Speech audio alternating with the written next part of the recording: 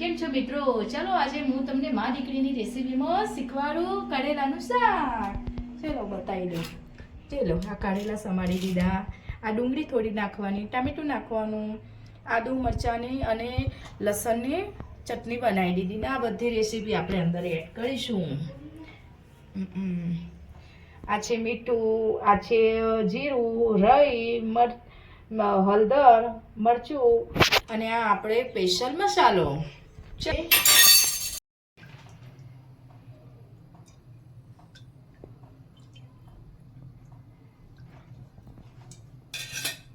ત્રણ ડોકલી આપણે તેલ લીધું છે આમાં.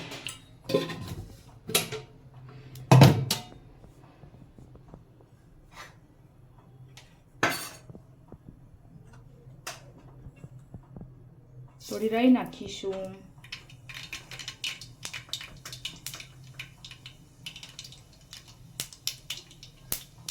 થોડું જીરું નાખીશું.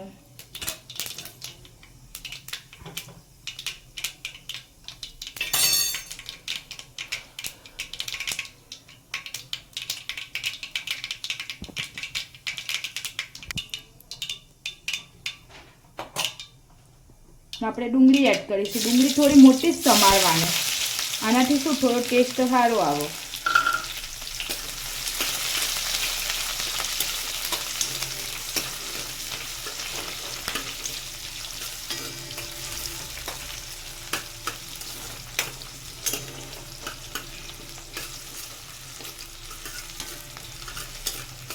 જોઈ લો, આપણે મોટા પીસ તો સમારેલા છે પણ તો એ કેવા છૂટતા છૂટતા થઈ ગયા છે ડુંગળીના.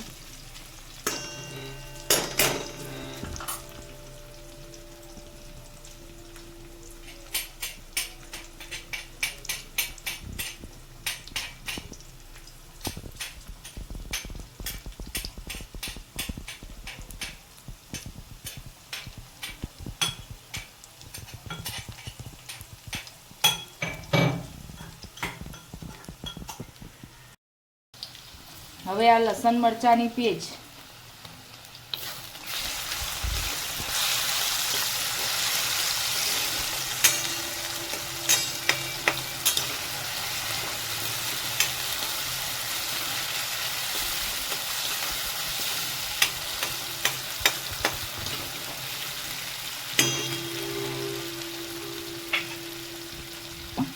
હવે ટામેટા નાખી દઈશું. જોઈ લો મિત્રો, આ ટામેટા એ થોડા મોટી સાઈઝમાં જ રાખવાના, એનાથી ટેસ્ટ થોડો સારો આવે. શું આપણે ચડાવીએ ને એટલે આ ટામેટા શું થોડા ઇંકો હાવ પેલા એ થઈ જાય, પીસાઈ જાય છે અંદર શાકની અંદર, સ્વાદ હરખો લાગે જ નહીં.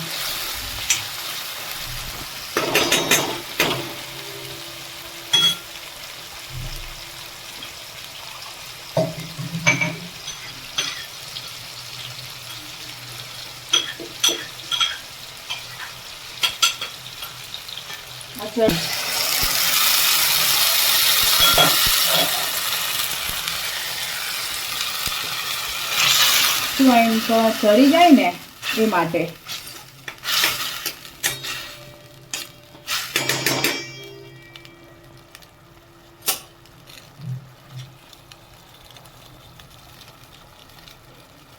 હવે કારેલા એડ કરી દઈએ.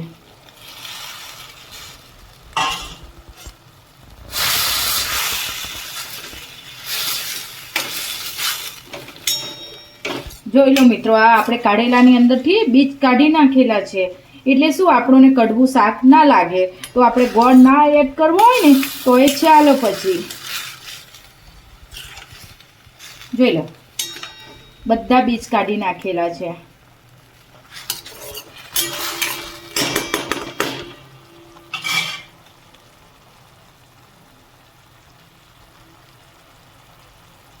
હવે થોડી વાર આપણે ઢાંકી દઈએ એને.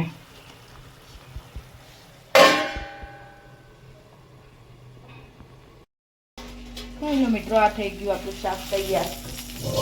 હવે આપણે મસાલા થોડા એડ કરી દઈએ. મીઠું નાખીએ અંદર,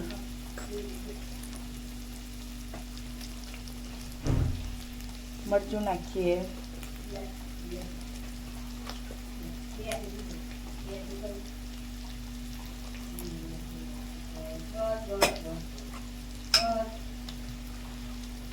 હળદર નાખીએ,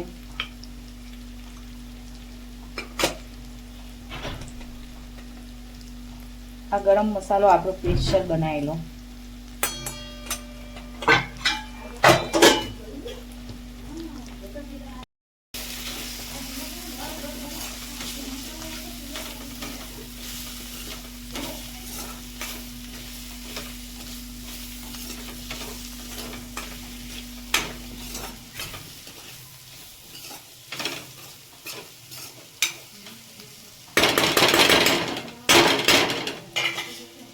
પેલો આ થઈ ગયું શાક તૈયાર આપણું. આવા જો વિડીયો જોવા માટે અમારી ચેનલને લાઈક કરો, શેર કરો. આગલા વિડીયોમાં લખો કે આવતી રેસીપી કઈ બનાવશો તમે. સબસ્ક્રાઈબ કરજો.